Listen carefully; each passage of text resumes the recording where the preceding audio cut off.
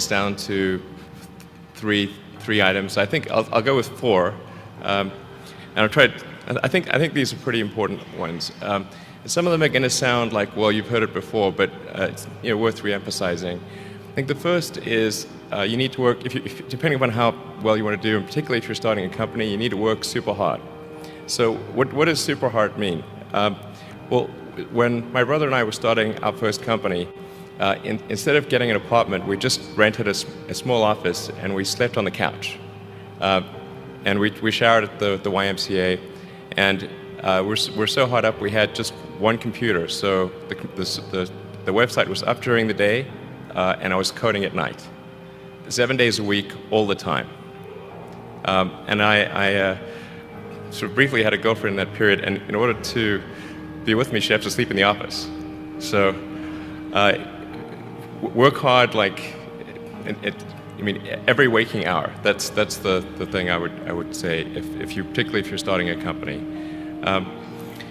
And I mean, if you do simple math, say like, okay, if somebody else is working 50 hours and you're working 100, you'll get twice as much done in the course of a year as the other company. The other thing I'd say is that if you're creating a company or if you're joining a company, the most important thing is to attract great people. So either join a group that's amazing, that you really respect, or if you're building a company, you've got to gather great people. I mean, all a company is a group of people that have gathered together to create a product or service. And so depending upon how talented and hardworking that group is, and the degree to which they are focused cohesively in a good direction, that will determine the success of the company. So do everything you can to gather great people if you're creating a company. Then I'd say focus on signal over noise. A lot of companies get confused. They spend money on things that don't actually make the product better. So, for example, at Tesla, we've never spent any money on advertising. We put all of the money into R&D and manufacturing and design to try to make the car as good as possible.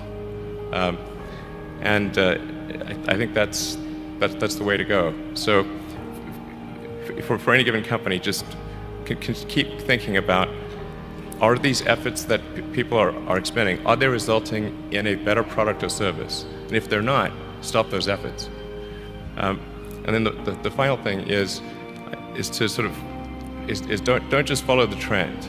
So you may have heard me say that it's good to think in terms of the physics approach of first principles, which is, rather than reasoning by analogy, you boil things down to the most fundamental truths you can imagine, and you reason up from there. And this is a good way to figure out if something really makes sense, or if it's just what everybody else is doing. It's hard to think that way. You can't think that way about everything. It takes a lot of effort. But if you're trying to do something new, it's the best way to think. And that framework was developed by physicists to figure out counterintuitive things like quantum mechanics. So it's really a powerful method.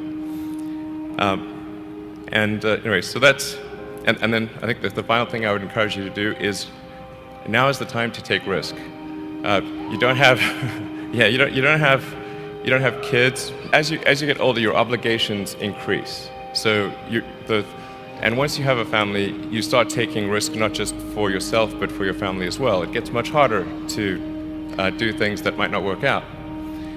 So now is the time to do that before you have those obligations. So I would encourage you to take risks now. Do something bold. You won't regret it. Thank you.